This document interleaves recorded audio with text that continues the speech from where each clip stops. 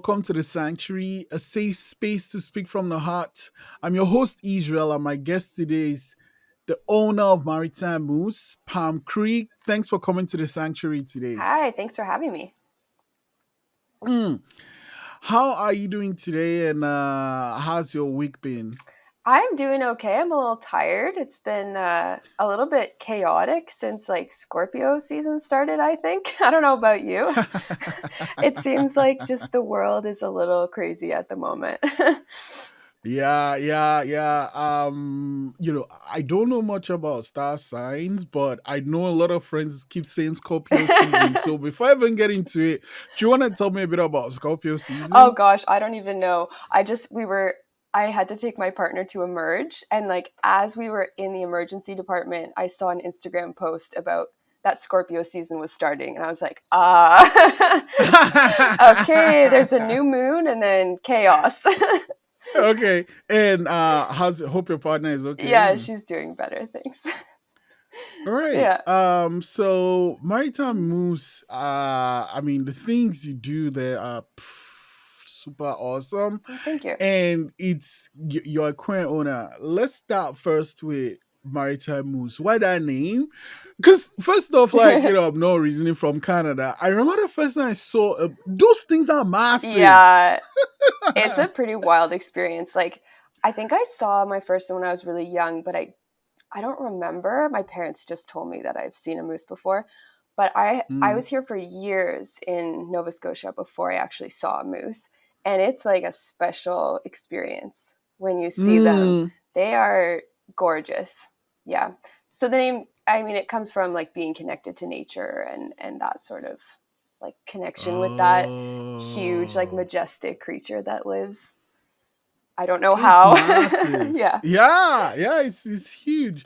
So knitting, playing around with yarn, is that something you've always done? How did you get into it? Yeah, I've knitted and well, knitted for like since probably grade 4, and then crocheted like a few years later. My grandma and my oma and my mom all knit and crocheted, so they taught me, and then I learned in school as well in like a Mm. lunchtime knitting group in grade 4. Yeah. And then, what do you like about it? Because it's something you kind of do for fun, but what do you like about it? That's a great question. I think the main thing is like the design aspect, like getting to design, like whether it's a hat or a shirt or a sweater or whatever it is, you can make it however you want. Mm. So you get to like, you don't, I don't know, you don't have to go shopping. I'm really picky, so you don't have to go shopping for something and find like the exact thing you're looking for. You can make whatever you want, and it can be like Mm. a giant oversized thing, or it can be like whatever you want it to be. Mm. So making is something that you love. Apart from knitting, what other things you enjoy making? I love like woodworking, and Oh my god. yeah, so I'm just starting to learn. My grandpa, he's passed away, but I just recently brought all of his like old tools to Halifax, so I'm like really excited to go through all the old hand tools and like learn how Man. what the 6 different types of saws are for, stuff like that. Yeah. Oh gosh. I watch actually maybe too much TV. I watch it so much I even watch the ad sometimes. So Yeah.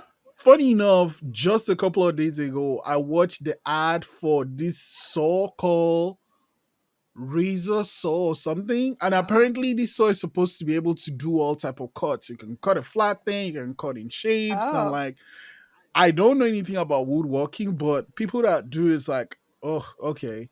My hands are like just for typing records, you know. That's funny. Yeah, it's a different type of thing to do for sure. It's like very Mm. frustrating, it's very complicated. Um But it's also very rewarding. yeah. So one of my uncles, I guess, um loves making like carving things out of wood Oh, and cool. stone, Yeah. and like he makes fishes, right? So in my mind, you see this slab of wood, right? And like 2 3 weeks you go to his place and it's become like dolphins Wow. swimming. I'm like, how do you even envision this? Because like That's cool. when you see this slab of wood, you have to know, or like kind of see in your mind's eye what it's going to be. And it's the same thing with what you do with maritime moves, because you see just a ball of yarn and it's going to become this thing. And in your case, we even take things and then upcycle it. It's like you kind of have to see what it's going to be before you even start working with it. Like, is that something you've always had, or is that something you've practiced over the years? No, I think that's something that, like, if you're a maker of things, you just, I don't know, I touch a fabric and I get excited about what I could make out of it. Or I brought like old pallets home from work one day that they were going to throw out and started taking it apart to make something. So I don't, I think it's just like a weird, a weird thing that you have like 1,000 ideas of what you could do with like anything laying around. Yeah.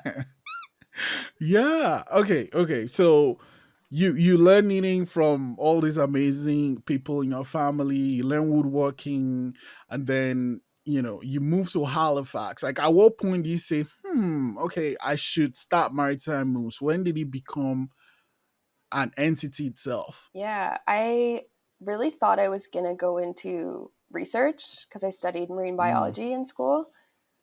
mm, And then just being like in an office all day, or being on a computer all day in a cubicle, or like even just in a lab, it did not feel like the right thing to do. mm, And I think ever since like graduating, I've had like a bunch of different jobs, but I've always tried to do something like this on the side and like mm. fulfill myself that way. Yeah. Mm. Got you're like almost every marine biologist or someone that studied marine biology. Almost all of them I know of or know about always want to save the world. Like, what is it about studying marine biology that does that? I mean, the ocean is, you know, suffering. That's what they always say. Yeah. Yeah, once you learn about it, it's like, I mean, it's hard not for it to get depressing. I think Mm, most people that love the ocean or nature just want to do anything to help because it's a dire situation for sure. mm, mm. Yeah. I have a friend that their work is to get on these fishing boats and like have cameras under the ocean and study like how like putting traps and nets is affecting the biology in the sea. It's fascinating, but like they're always like, we gotta do something. But the other thing about it is that they don't just talk about it, they go ahead and do something about it. So they're doing this work, Mm. and they also like run this agency, this body that helps with taking out trash from the sea. Yeah. So that's also great. And then you're like, okay, I'm going to save the world, but you're doing it with maritime moves. And how do you go from, okay, I'm going to take this thing that I love, I know is helping the planet, and I'm going to turn it into a business? Yeah. I think like when I was talking about like research and it not feeling like the right thing, I think like it's Mm, hard to feel like you're making concrete changes when you're doing studies that take like years, and then you might get published, and mm, then like research is always evolving. It takes a really long time to like, mm, prove that such and such a thing is affecting like the salinity or like the temperature or whatever. So this, mm, it feels like a really concrete action, like it's immediate. Like you're mm, taking textiles that would be thrown out and you're immediately turning them into something new. um, mm, yeah, and so I never thought I would use like damaged knitwear to make stuff, but my brother's partner was like, I think you should figure out a way to use trash. And make something with it. And I make all kinds of things. Like, it's not just knitting. So I didn't know what that would look Mm. like, but I found someone on YouTube that was unraveling sweaters. And I was like, huh, okay. So this is a thing that is possible. And Yeah. it's like an immediate action rather than like years and years of like trying to make a small change. Mm, Does that make mm, sense? mm, mm, mm. Yep, yep, yep. And the I guess it's one of those things where you can literally say everything that's from maritime moves is handmade. There's this personal touch that comes with it. Yeah. And then each thing you make, each thing a person gets from maritime moves is also unique, right? Because like it's made from the ground up. Is that something you love? Yeah, definitely. Yeah. Mm, It's a mm. What do little you hard. love It's a about little it? harder to like, I don't have like 40 of something and I can just market it and then I have 40 of them. It's a little bit Mm, harder, but I think it's just, I think it comes from like where the material comes from. Um, so mm, like when I get something that has holes in it and it's like a little disheveled, it has like pilling all over it, and then I spend all that time caring for it and like taking it apart into pieces and reworking it into something mm, else. I think it's like the time I spend with it that when it's something like new and beautiful that someone can wear or use, it's like it's very rewarding after all mm, that. mm, mm, mm. It is like, you take this thing and you give it a new life and then it leaves somewhere else. Yeah. Yeah. I'd even ask though, you love the majestic animal, and then you've had this experience seeing one after working years and years and years. Well, how do you decide, okay, I'm gonna name my business this? That's a great question. um, you know, I think like it's taken on more meaning as time has gone by. I chose it I chose it because I love moose. Truly, like I wanted it to be something with an animal and something that was like special to my experience out here, on the East Mm, Coast. And that, like, every time we go drive anywhere and I'm not driving, my eyes are like mm. on the woods. I'm looking for moose. So it's nothing symbolic, but like as time has gone by, we've talked more about, well, moose are, they have velvet on their antlers that they shed every year, or they're strong and they live a really long time. That that we Mm, didn't start with that. That has come since. mm, mm, mm. Yeah, I just love them. Okay. Yeah, I mean, yeah, huge, majestic. That is for sure. Yeah. And my only experience was like driving down towards Amherst and then seeing this massive thing just walking across the road. It's Oh, like, it was crossing the road. yeah, yeah, it was Oh crossing. no, It was crossing. I would not And want like to it see was that. good that we kind of saw it from far because like, and it wasn't at night too, Okay. so it was safe. But what another thing you like, there's a photo of you holding this huge, it's not a ball of yarn, and he's like this huge basket made for yarn, Yeah. and you are getting it from a vintage market. Yeah. How do you decide what to get? Do you know? Like, what to get for yarn? No, no, at the vintage market when you go like shopping for things at the Oh, vintage market. so that I didn't buy. I didn't shop for it. Oh Somebody, wow. yeah, somebody, I was selling at the market and somebody showed up and they told me that, they had this bag of yarn in the backseat of their car that Hmm. was from their grandma, and they've had it in their car and they've Wow. been driving around with it just waiting to find someone that would want a bag of yarn. And she was like, "Would you like it?" And I said, Yeah. "Sure." I was expecting like a plastic bag full of yarn, Mm, and mm. she hauls across the grass like this giant thing.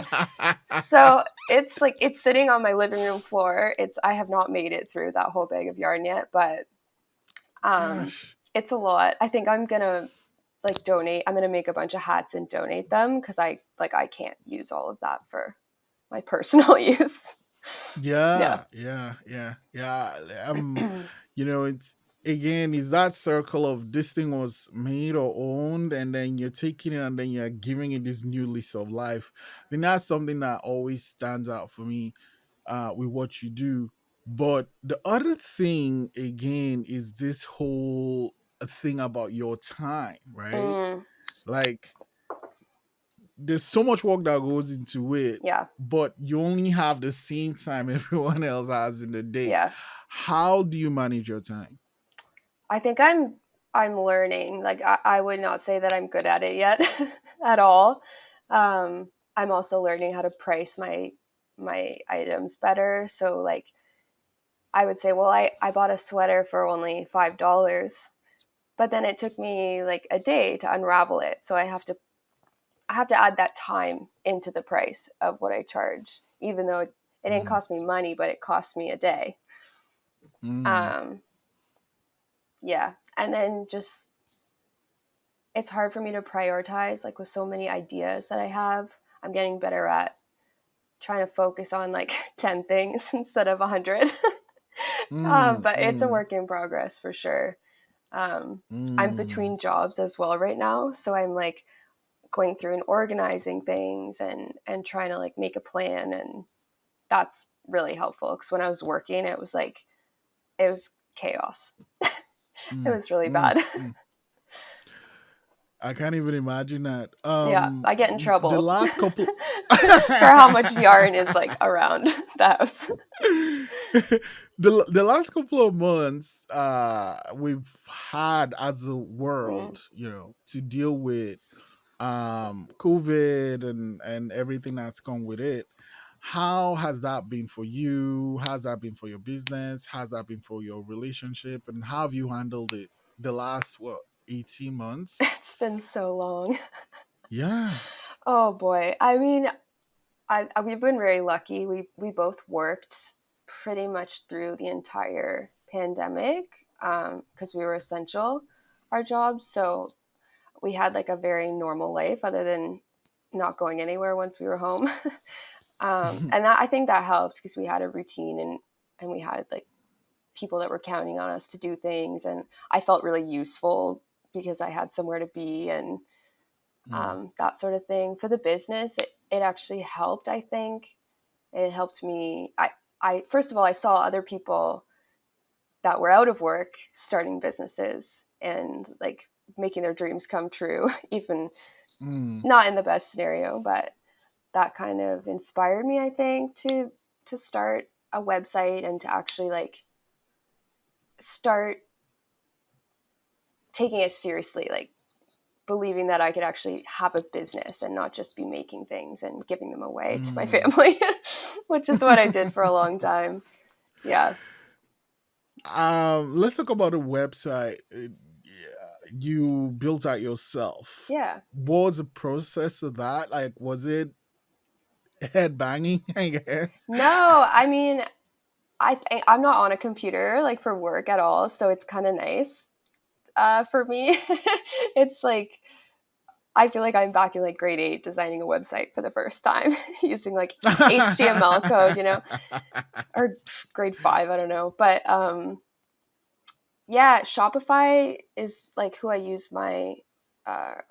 my website and my store through, and they Mm, have these like preset themes that you start with. So it sets up like the skeleton of what you have to work with. So you have a homepage mm, already and you have collections and product pages already. All that's done for you. And then you just basically mhm, design it to look how you want. Um, so I mm, would do my best and learn how to do some of the coding and add in some custom things that I wanted. And then I would send the website to my brother, who's a designer, and I would say, "Hi, can you make sure this looks okay and that everything makes sense?" And when you scroll through, like you know what to click on or like stuff like that yeah, I don't really yeah, understand. Yeah. yeah. No, because like it's super easy to navigate. You know where you're going. You know what it's doing. I love being on there. Another thing that also stands out for me, especially in the captions on some of your posts on Instagram, Mm. is how passionate you are about mental health. Why?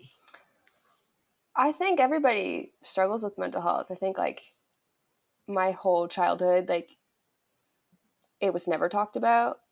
It's very new that people actually not admit, that's not the right word, but actually have like honest conversations about the world. I think COVID's really helped with that. People are way more open talking about mental health, about depression, Mm, anxiety, um, and like especially through my last job, I was working um, with like medical laboratory animals, and that makes you have to deal with your issues. You have to go in there with like a strong mind, or it gets really difficult. So I think that mm, is where I really like I want to have those conversations with people, and I want people to know when I'm not good or I'm not okay or when my partner's not okay. Um, mm, because it's like everybody goes through it, whether I think they talk about it or not. At mm, least the people in my circle. I don't have many like um, neurotypical or uh, well folks in my circles. I think like especially growing up queer and that sort of thing, like it's so common, and the more you talk about it, the easier it is to get through for everyone. mm. Does the knitting and the work you do with maritime moves help in any way? Yeah, definitely. It's like an anxiety reducer for sure. Mm, Yeah, it's like mm, kind of like playing video games. It's like I could play a video game or knit, and it's like you're not thinking about your anxiety anymore. mm, mm, Yeah. mm. You mentioned, growing up queer was something difficult. Like, was it difficult to come out of family, or what the aspects were difficult about that growing up queer? Yeah, I think I mean, I wouldn't say I had like the worst coming out experience. I think as long as you don't get kicked out of your house or like shamed, you're like, I have it pretty good, which is a low standard. But um, Mm, I went to like a very like white, rich high school where there was maybe like two of us that were queer. I think that I wasn't out in high school. It probably wouldn't have been the safest or like best environment to be out in high school. Is really since I came to the East Coast and like went to university that it felt safer, and I had other people around me that were gay or bi or trans that I was like, oh, okay, it's safe here, and I feel okay here. It was definitely different in Ottawa and with my family. Yeah, it's just a different environment. mm. Yeah, and something that I always find out is finding community is really, really important. How Yeah. important was that for you? That was super important. I came actually to Dal to play soccer. That's like what brought me out here. And the soccer team was like the best resource for having other queer folks around me that kind of like took me under their wing and helped me through like the first, couple years of living alone and moving across the country and being out for the first time, like at gay bars. Like I had never really done that. I'd maybe like Mm, been out like one time before coming out here or twice. So mm. that was super important. And they probably saw me at my you know most interesting times of my life, but they helped me through it. Yeah, you mentioned that your sports brought you out here. What do you like about the sports you play? That I play now. Now No, when you were, do you still play? I don't play soccer. I only curl now. Oh my Yeah. god, you need to explain to me what that is, right? Okay. Like, it's always fascinating watching these people so super concentrating on this thing, and then they just throw the thing on the floor and he has to hit the other thing out of the. And it's I'm like like, just I don't know what is yelling and happening. yeah. You're like, And then the people are brushing the floor. yeah, yeah, it's a weird one. I mean, I've curled my whole life, like since I was young, but it's so you curl on ice. I used to teach curling too. I'm like, so you curl on ice, and basically you have these things that are made out of granite rock, and you are throwing them down the ice and like rotating them so that they curve, and end up like on a target, and you're trying to get closest to the middle. Basically, is like the name of the game. And then the other team tries to hit the other team out of that circle. Yeah, Is that the yeah, goal? pretty much. What does the brushing do? It helps it go straighter and farther, like faster. Yeah, I think that's it. How heavy are those things though? Oh, that's a good question. I used to know this. They weigh, maybe like 30 pounds. Oh, that's What? upsetting that I don't know that. I taught this to kids for like 2 years. They weigh, I can't remember. They weigh a lot. Right. They're But hard to pick up. yeah, yeah. I didn't. I mean, they kind of look like they'd be heavy, Yeah, but I didn't think they'd be that they're heavy. You very know what I heavy. mean? Huh. Okay. Well, but like soccer. Let's talk about soccer first. Though, what do you Yeah. love about soccer when you're playing? Yeah, I miss soccer. That was like my whole life, pretty much, Hmm. until I stopped playing in university. That was like every single day of what I woke up and thought about and what I went to sleep thinking about. Um, yeah, that was great. I miss it. I miss the Why did you community stop? and and the like adrenaline. I don't sweat as much in curling. What? Why did you stop though? Why Just did from you stop playing? injury. Oh, okay, Yeah. okay, okay. But like, and then you said so you've always done soccer and curling kind of hand in hand, or? No, I stopped playing curling like while I played soccer. So like I curled when I was really young, and then in high school, and then coming out here. Mm. Yo, curling. Ah, man, I keep wondering how to score it, It's so and weird. okay. It's such a strange sport. Oh man, but it's super huge here though. It's super huge. Yeah, I think in like Okay. smaller places, it's like a small town sport. It's like a weird like small town white people sport that like doesn't It's really make super sense. niche. Yeah. Yeah, it's super niche. Yeah. Okay, Okay, I'm gonna wait. let you They go. weigh Yeah. they weigh 44 pounds. Holy I smokes, looked it that's up. huge. Yeah. Wait, is do they all have to be that size, or are there different like ranges of size? They're all that size for adults, and then kids curl with like smaller ones. Huh. Yeah. Wow. It doesn't matter. Wow. Okay. Yeah, just carrying that thing and then skiing. I mean, face it out, you're like on skates and then you like run and then you throw. Oh man. You're not on skates though. Man. You're wearing shoes, so Oh. that helps. But one of them is really slippery. Right, Yeah. right. I didn't know you have to. I thought you wear skates because like even the people brushing it. Yeah. Oh, okay, yeah, Yeah. yeah. It's a weird one. It's interesting. Yeah, I went on an ice rink once and that was it, and then Yeah. I went on a skill once and that was it. I'm like, no. It's Like just putting your legs in the ski yeah. boots. It's like human being legs are not designed to do this, but like they look really cool. Okay, Yep. I'm gonna let you go with this though. Okay. What you're doing is great for the planet. It like helps with anxiety, balances your life out. Moving forward, what are some plans you have for maritime moves?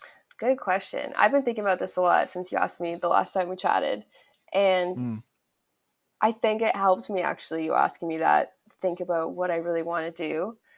And I would love to do some more in person markets, for sure. Like, get to mm, meet more people in the community that are makers, and also hear what folks that are buying things are interested in. Like, I'm in my little bubble of sustainability and like zero waste. And so it'd be nice to hear what like the average person, is interested in.